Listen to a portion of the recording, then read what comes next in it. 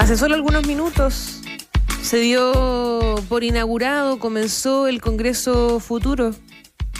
Como todos los veranos tenemos esta instancia con una programación importante que se va a extender hasta el 18 de enero y va a estar presente, Aldo, en las 16 regiones del país. Desde este 13 hasta el 18 de enero en el Centro Cultural Ceina, ahí en Santiago Centro, comienza entonces este Congreso Futuro con distintos espacios de investigación, de exposición, un evento que todos los años nos sorprende siempre, por supuesto, con las novedades que trae.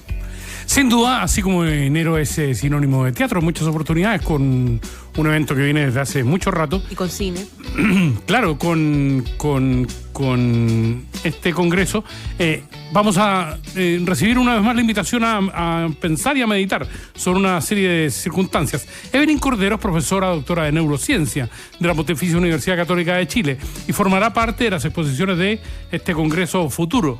Evelyn va a ser la encargada de inaugurar el bloque Espacios para Aprender. ¿Cómo estás? Bienvenida a País ADN, Evelyn. Hola, buenos días. Muchas gracias por la invitación. Hola, Evelyn. Gracias por estar con nosotros. Cuéntanos primero qué te parece o cómo has ido siguiendo la inauguración ya de este Congreso Futuro esta mañana. Sí, acaba de finalizar. Estuvo muy interesante. Puso en relieve, ¿cierto?, las temáticas de las cuales se va a tratar este Congreso con esta pregunta tan grande, ¿no?, de qué humanidad queremos ser. Y participaron dos poderes del Estado, lo que también dice, cierto, que esta es una instancia importante para el país. Es el Congreso de Divulgación Científica más importante de Latinoamérica y uno de los más importantes del mundo. Y fue un inicio bastante significativo en ese sentido. Evelyn, lo tuyo es vincular neurociencia con educación y fundamentalmente con la creatividad y con los niños. Cuéntanos, en el marco de lo que estamos viviendo, en medio de esta situación que estamos viviendo en términos de la educación a nivel planetaria, ¿cuán importante es la neurociencia y cuán importante es la creatividad hoy para nuestros niños? Mira, los vínculos entre neurociencia y educación siempre necesitan de ciertos límites, ¿no? Porque lo que nos ocurre, el fenómeno que ha ocurrido es que la neurociencia se torna a veces tan atractiva que tendemos a sobreentusiasmarnos en la escuela con las investigaciones que provienen de esta área.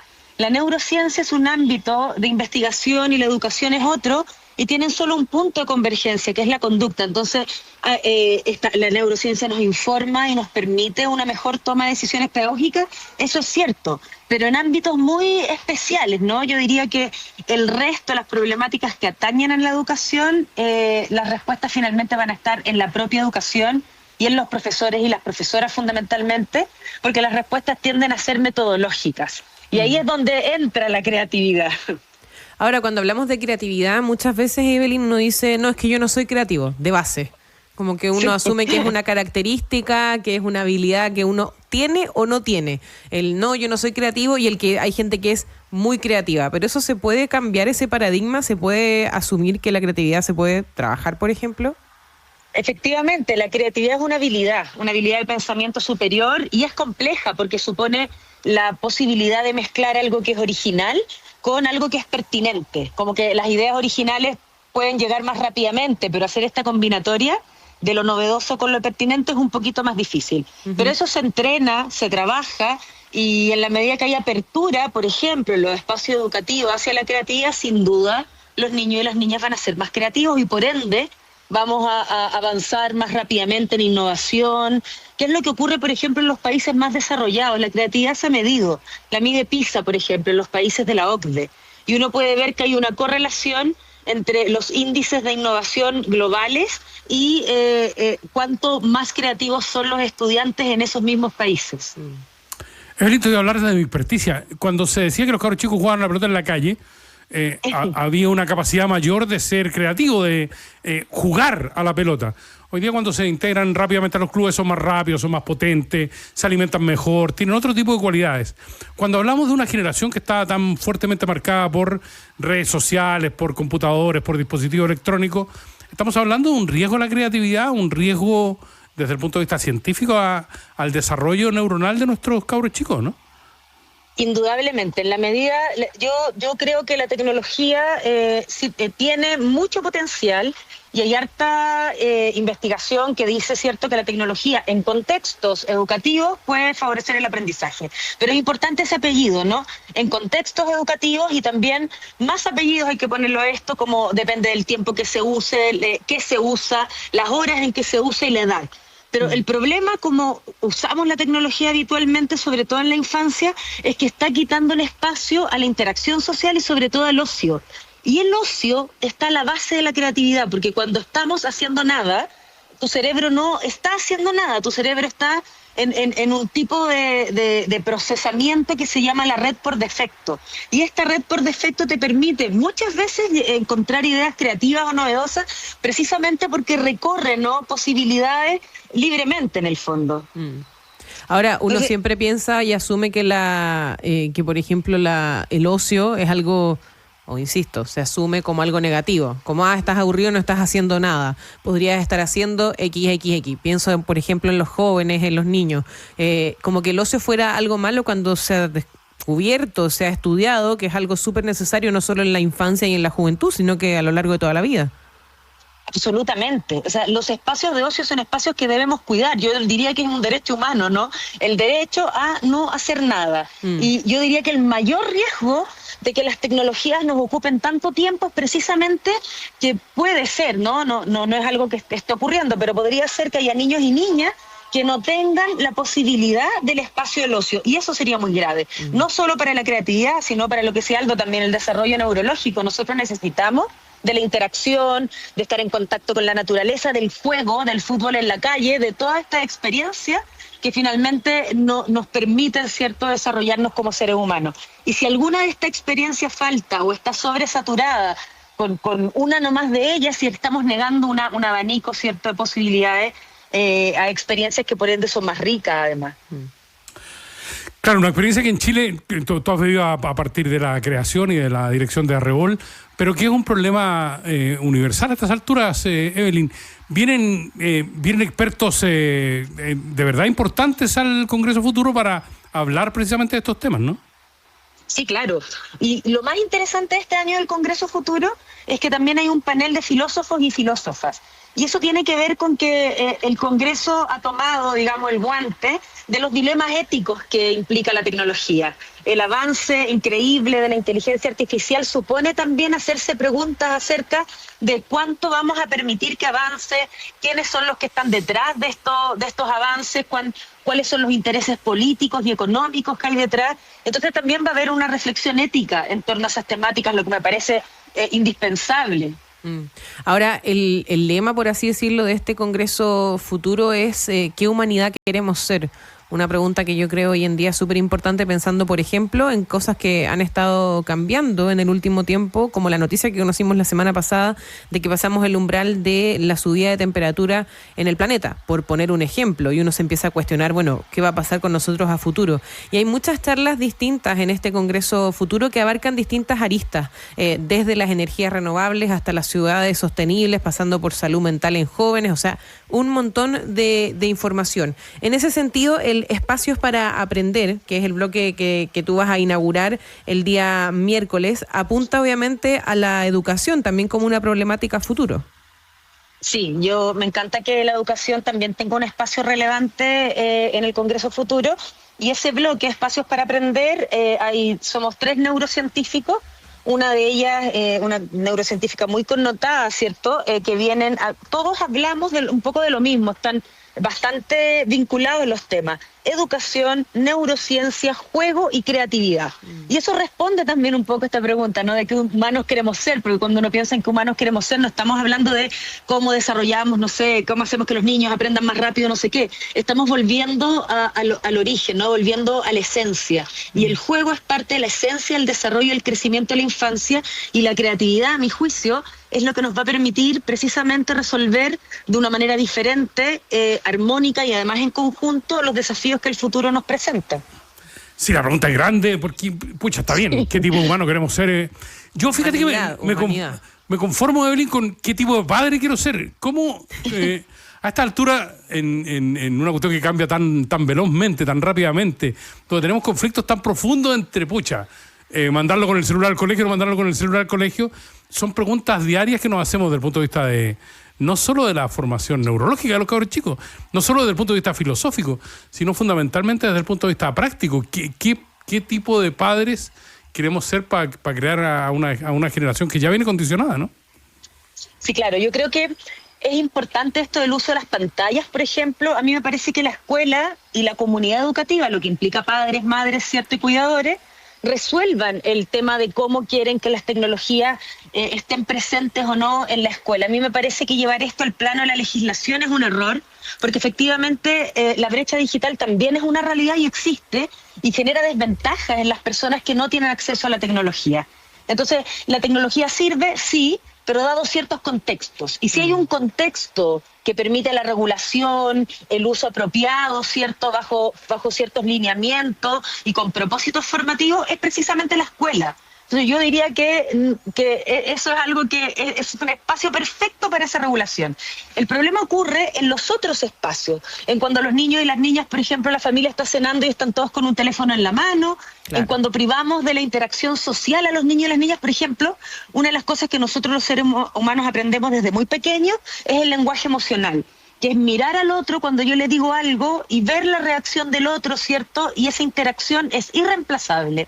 Y si la reemplazamos por pantallas o emoticones, estamos ante un grave problema.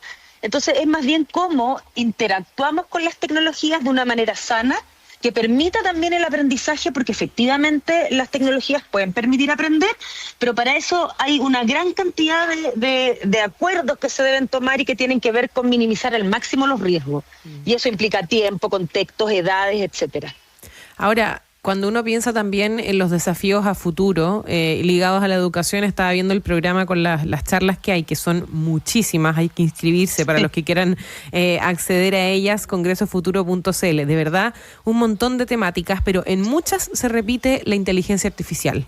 Y yo creo que en los últimos años se ha ido tomando también la agenda de las discusiones a futuro, porque justamente es algo que avanza muy rápido, que genera también un poco de incertidumbre, pero que puede tener tremendos desafíos en el término del mundo de la educación. ¿Cómo ves tú, Evelyn, el avance o el uso de la inteligencia artificial? Porque puede ser muy nociva o puede usarse muy mal, pero sí también se puede usar muy bien, por así decirlo. Yo creo que hay que educar en tecnología. La pandemia nos mostró, por ejemplo, que los niños y las niñas que llamábamos nativos digitales no tenían idea de usos para el aprendizaje a partir de la tecnología. No sabían usar un Word, no sabían abrir aplicaciones, ni de Excel, olvídalo. Sí. Saben usar las tecnologías para entretención. Y eso revela, ¿cierto?, que hay una tarea pendiente en la educación. Y esa tarea pendiente tiene que ver con alfabetización científica, alfabetización digital y también con mucho desarrollo y con mucho énfasis en el pensamiento crítico, porque el uso de la inteligencia artificial supone dilemas éticos y también el uso de la tecnología, la cantidad de información falsa que circula es impresionante. En TikTok, por ejemplo, que una de las redes que más usan las y los adolescentes, el 90% de la información que está ahí es falsa y eso está constatado. Entonces, la tecnología tiene muchísimos riesgos, pero esos riesgos no los vamos a poder asumir, digamos, desde la prohibición o desde escondernos, ¿no? Y enclaustrarnos, como decir, no, esto queda afuera, sino creo yo que la respuesta es desde la educación. Así como hemos educado en otras problemáticas importantes para nuestra sociedad, el educar en alfabetización digital y en el uso correcto, cierto, adecuado y ojalá con sentido de aprendizaje de las tecnologías, me parece que es una tarea imprescindible de la escuela en el fondo. Pucha, Evelyn, estoy empezando a coquetear con la inteligencia artificial. ¿Te gusta o no te gusta a ti?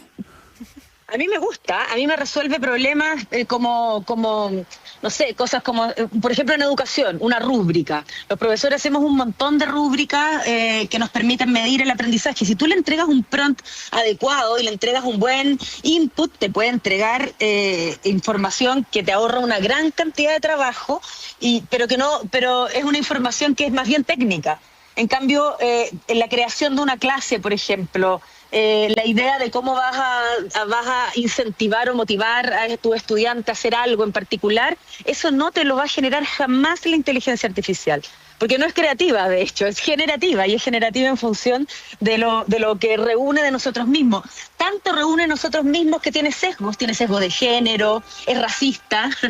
Entonces, hay que tener en cuenta cuáles son los aportes que efectivamente nos puede hacer, cuáles son las limitaciones y esos riesgos, ¿no? Efectivamente, la inteligencia artificial es sexista. Por ejemplo, si tú le preguntas por profesiones particularmente masculinas, te entrega información, te crea historias, por ejemplo, de hombres ejerciendo esas profesiones, y no se le ocurre que puede haber mujeres en ciencia, por ejemplo. Claro. ¿Te fijas? Entonces, esos riesgos, si no los ponemos en el tapete, no los discutimos, no los conversamos con niños, niñas y adolescentes, sobre todo, que creen que ahí van a estar las respuestas, a mí me parece que puede ser peligroso. Sí, no, sin duda que eso es uno de los riesgos. Por eso yo preguntaba, claro, hay preocupación también por parte muchas veces de los padres, de los mismos profesores, los que están en la sala de clases con cómo avanzan estas tecnologías.